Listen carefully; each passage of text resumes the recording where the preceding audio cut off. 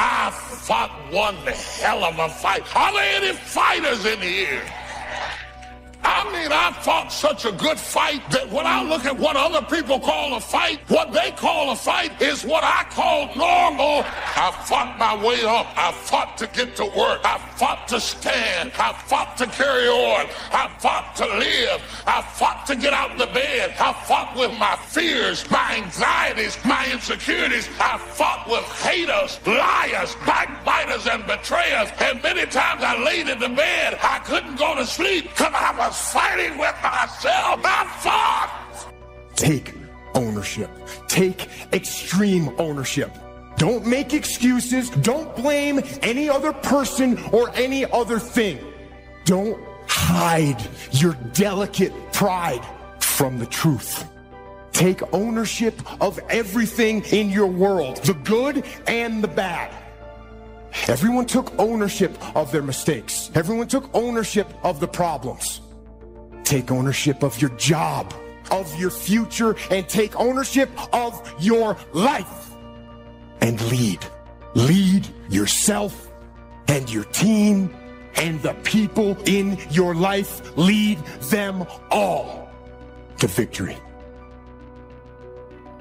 Make your move before you're ready. We're instructed in life to walk by faith and not by sight. See, you want to really begin to stretch yourself. You want to become a risk taker. Most people won't do that. See, most people engage in low life living, low risk living. This God said, if you're not willing to risk, you cannot grow. And if you cannot grow, you cannot become your best. And if you cannot become your best, you can't be happy. Then what else is there?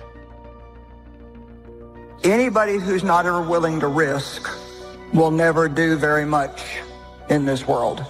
And in all probability, you'll end up being quite bored with your life. A couple things that I said last night that I don't want you to forget is walking by faith is taking step one before you know what step two is. After a few times, you get a little more used to it and it's not quite as scary, but taking a step of faith is stepping out to do something when you don't know how it will be provided for. But you believe with all your heart that it's what God has told you to do. Life is short and unpredictable. And so you want to begin to take some chances. You want to begin to challenge yourself and make it okay to fail and learn from your failures. Don't allow fear of failure to draw you in. You can't get out of life alive. You got to die to leave here.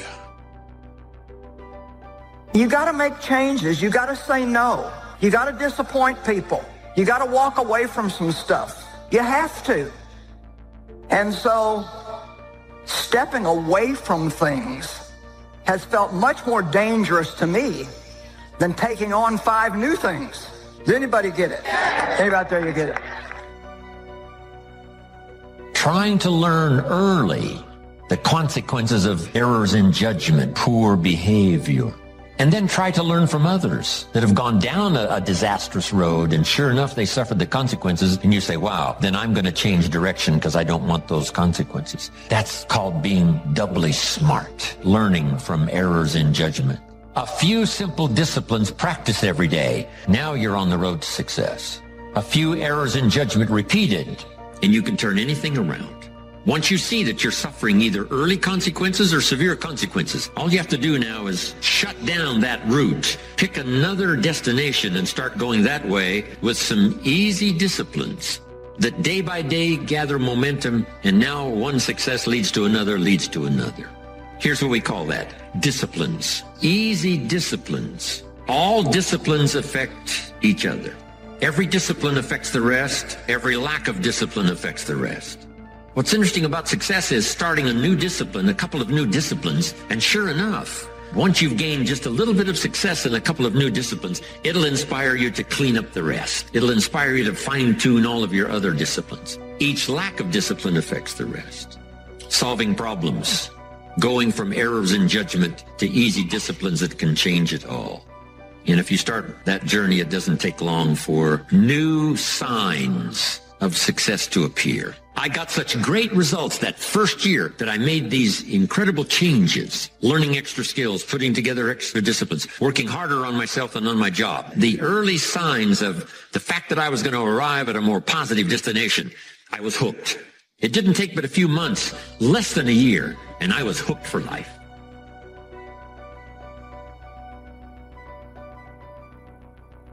So when you begin to say, what is it that I want to leave? What contribution that I want to begin to make? What difference do I want to make in life? What is it that I want to do with the rest of the life that I have left? What chances I need to take? What risks do I need to begin to embrace? What fears do I need to step on? What areas of my life am I dead right now? What dreams? You can either live your dreams or live your fears. You have got to get to a point where you say, I'm sick and tired of living like this. There's got to be more. That's when people go out and strike out on their dreams. That's when people get out of relationships where they're dying together rather than growing together.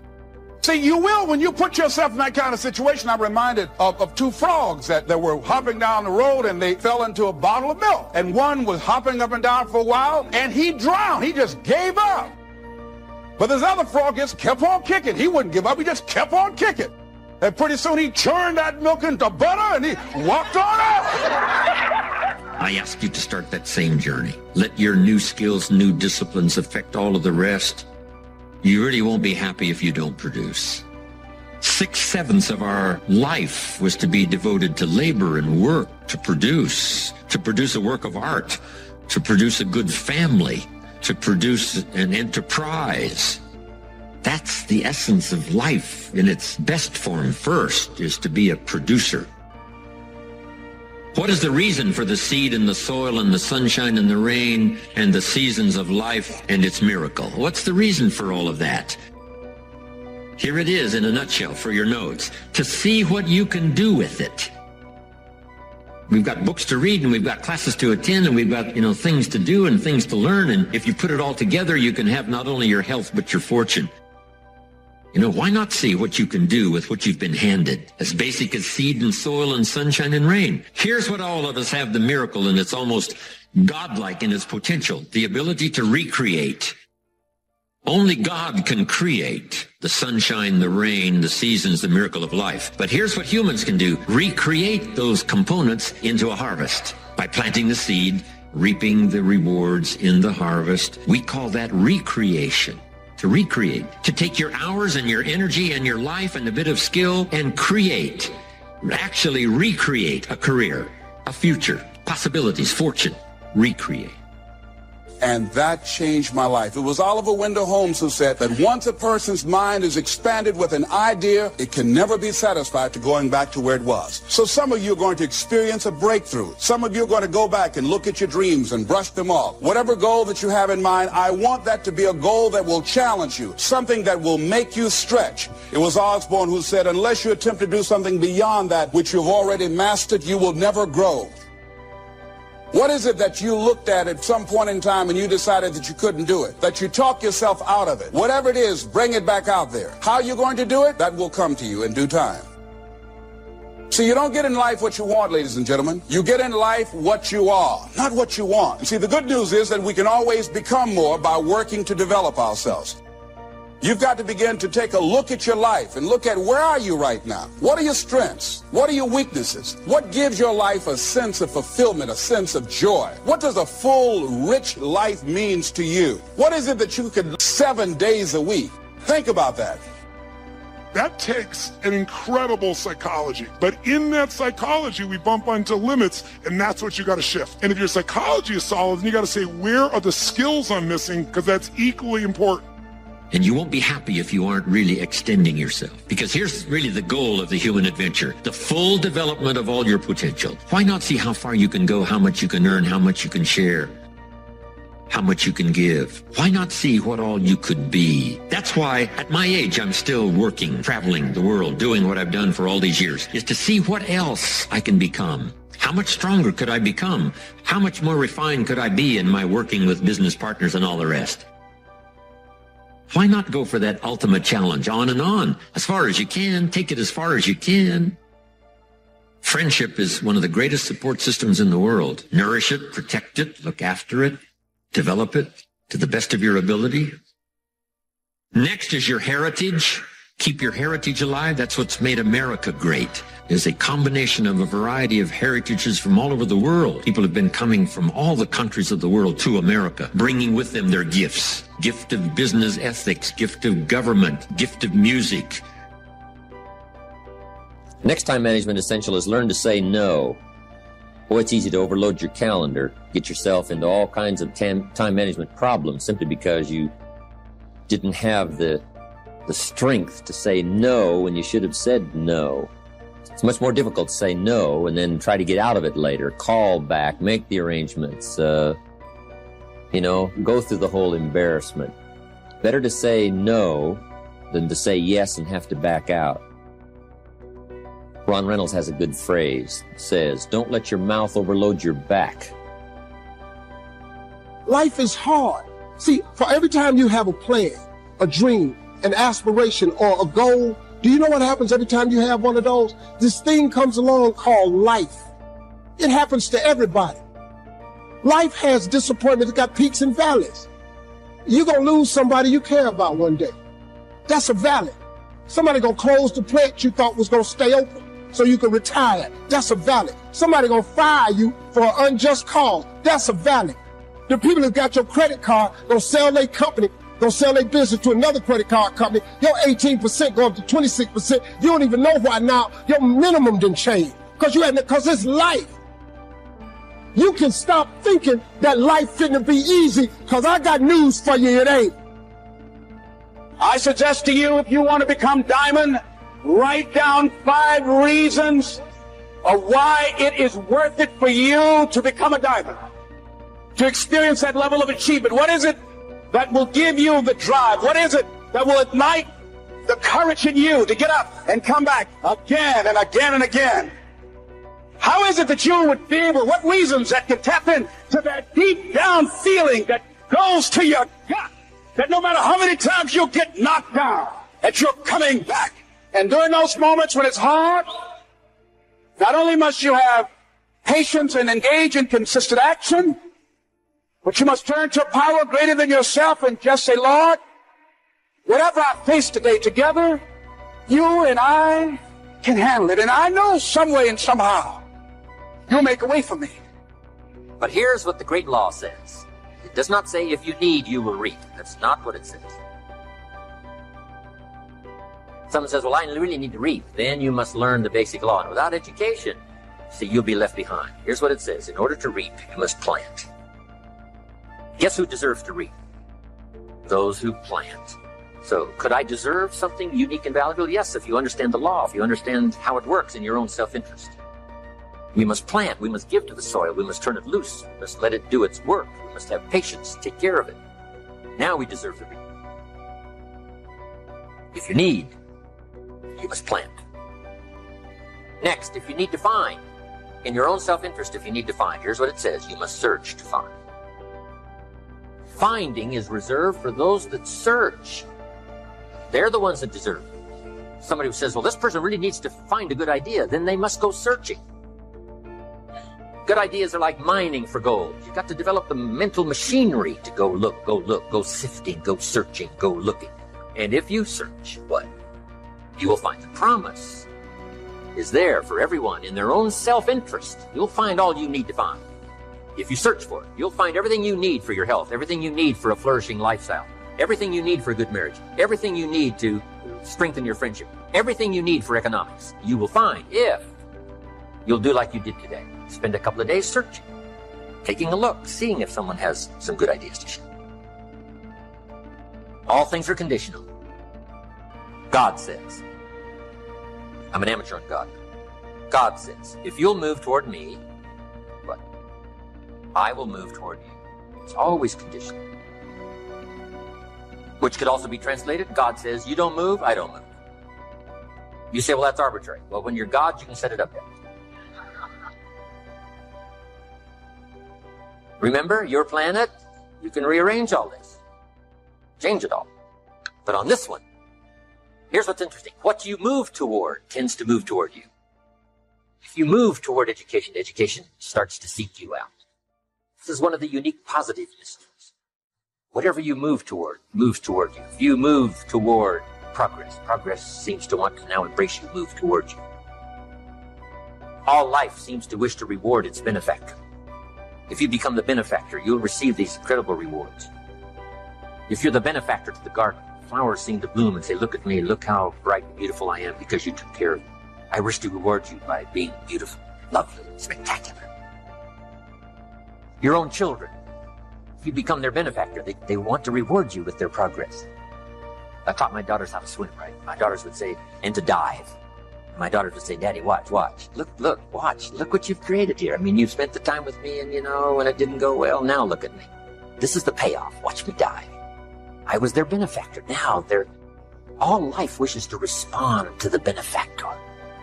Those who give their time, give their effort, give their patience, give their ideas, the benefit of their experience. Now, whatever has benefited from that wishes to respond. The crop wishes to grow. The child wishes to show you how much progress they've made. That is so exciting. Otherwise, the wisdom is wasted. Otherwise, the emotion soon passes. Unless you put it into a disciplined activity. Capture. Discipline is called how to capture the emotion and how to capture the wisdom and translate it into equity. Disciplines. See, if you're going to put in a day, just put in the whole day. And if you're going to take some time off, take it all off. Or take the whole day off. If you're going to work a day, work a good, long, hard day. If you're going to play all day. Either work all day or play all day. Because guess what? If you're going to knock off at 3 and go play, guess what you're thinking about all morning? Right? Knocking off at 3 o'clock. I mean, it just, it's one of those things. It's hard to zero in, on something and make it productive if you're making plans to do something else. Now, part of this depends on what you do and depends on your work schedule and the job you have and the business you have, right? I understand that. Everything we're talking about these 2 days needs to be altered and monitored and worked around to fit your particular situation. I understand that. I have a builder friend of mine up in San Jose. His name is Peter Paulson. Peter's got it down pat. Peter works a week and takes off a week. That's the way he's got it arranged. He's a builder. Now, it's kind of clever, though. See, he works 5 days, takes off 9. That's a little... He says work a week, take off a week, yeah, but it's really 5 and 9. Because it's 5, and then it's a weekend, and 5 days, and another weekend, right? So, but what Peter does, the 5 days he puts in, he works, 14, 16 hours, almost around the clock, keeps 2 or 3 secretaries going, gives all the orders, the accountants, the superintendents, the builders, the whole thing, gets it all arranged, and works around the clock for 5 days, and then takes off. Now, you might not have the luxury of being able to do it that way, but just work on this. When you work, when you play. Okay, the next time management essential is analyze how you are, and then either compensate for it or change. Sometimes you can remain how you are if you just make other arrangements. My staff discovered I'm a poor courier. They said, Mr. Rohn, here's a check for Jerry Haynes. You're going to be up north, right, in the next couple of days? I say, yeah, no problem. Give it to me. I'll see that he gets it. Guess when I next hear about that check? From my cleaners. Saying, Mr. Rohn, we found this, right? Now, I say, look, I know I messed up that time, but, next time I'll make sure. See, but it just doesn't work. I'm not good at it. So we've got a little rule at our office that says, don't give the chairman anything, right? Don't. It won't arrive. He can talk good, but he's a poor courier. It won't get there. So you just got to analyze how you are and then make the compensations for it. Now, you can promise to change all you want, right? But if you're not going to, then make the other arrangements. I finally got somebody to help take care of reading financial statements and taking care of, a lot of corporate business and matters that I promised I would do myself, but I just never did get it done. And it used to be terribly costly to me for IRS and taxes. Unbelievable. But I finally got somebody to take care of that. So if you're not going to change, if you're not going to do it, even though you promise yourself year after year, just then make arrangements to see that it gets done. So analyze how you are. If you're good at bookkeeping, then keep your books. If you're not, just don't keep promising. Just drop off all that mess, twice a week or once a month in somebody's lap and say, here, figure this out and I'll pay you to do it. Sometimes for $100 a month or something, $50 a month, somebody will just, calculate a lot of stuff for you. Just save yourself all the grief of promising and never doing it. So analyze how you are. That's very important. Time management essential is have a certain time to solve problems. We found that helpful, especially in the business world. We say problems after 3. Just set them aside. Now, you don't ignore them, but you just set them aside in a certain time frame. All the problem calls, you just call back after 3 o'clock and just go right through them. Now, also, in setting them aside till 3 o'clock, problem comes in at 9 o'clock. And you say, hey, 3 o'clock, Mr. Rohn's going to get on the phone and make all these problem calls, right? Call back all these answers. Guess what usually happens between 9 and 3? Somebody calls back and says, hey, tell him not to call. We've already got it worked out.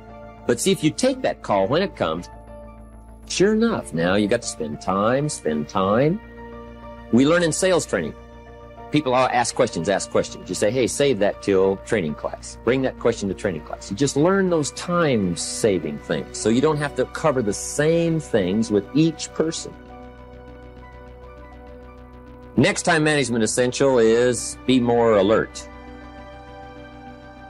Part of the alertness is not only what's going on, but also be alert to looking at all your present procedures. You may have some old outdated procedures, stuff you've been doing for 5 years, and it's taken 10 hours instead of 1. Right? You could put it on a computer or something. You could just, go through, because it's easy to just accumulate a lot of wasted time, wasted motion by not, updating all of your stuff. You don't have to use the old, you don't have to use that anymore, right? The old calculators. They got the neat, easy stuff, right? Just go through and make sure you're not bogged down with some old, antiquated stuff that's wasting a lot of time. And then be more alert. Take a look at what's going around you. Say, hey, I've been going from here to there and it's taking too much time. In sales management, we teach, don't go across town until you've gone across the street. Have they heard your story across the street? Guys, I got this hot prospect 40 miles away. It just probably isn't worth the time. It's too far. The span of distance is too long. Just shorten up the span. So be alert as to those kind of time wasters.